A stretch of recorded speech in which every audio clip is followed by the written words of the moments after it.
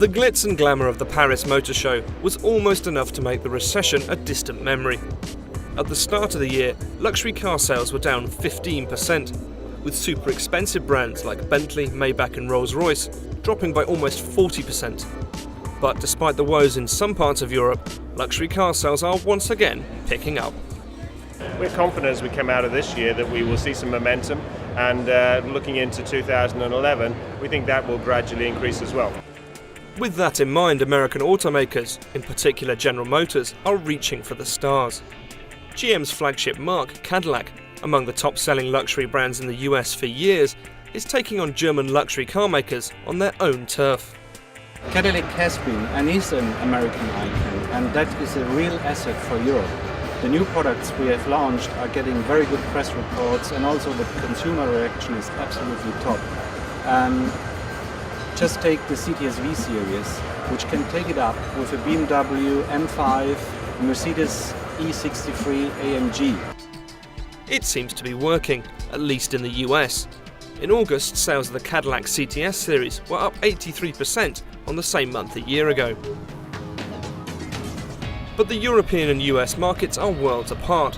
Success domestically does not guarantee results abroad. Yet, despite a long-held reputation for flabby cars in the US mould, some experts were impressed. Cadillac now has products that are very competitive with those from such European car makers like BMW, Mercedes-Benz and Jaguar. GM's big domestic rivals are following suit.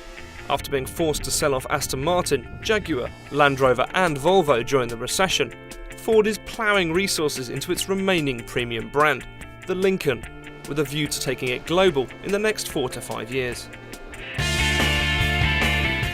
However, GM, Ford and Chrysler still face overwhelming competition from German and Asian manufacturers, in a market that is becoming increasingly tough, and not one established brands will relinquish lightly. It's always important that we have to set new standards. Setting the standards means that speed and comfort will have to go hand in hand with efficiency and environmental cleanliness.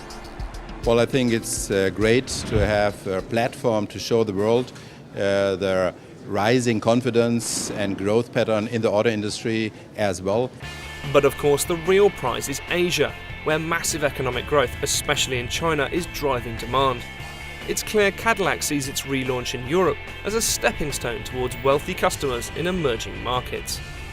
We know that Russia, Middle East and Asia are looking to what's happening in Europe. So if you are in Europe and European buyers choose you, that is very important in the other markets. So Europe is kind of a base for the other markets. Yes.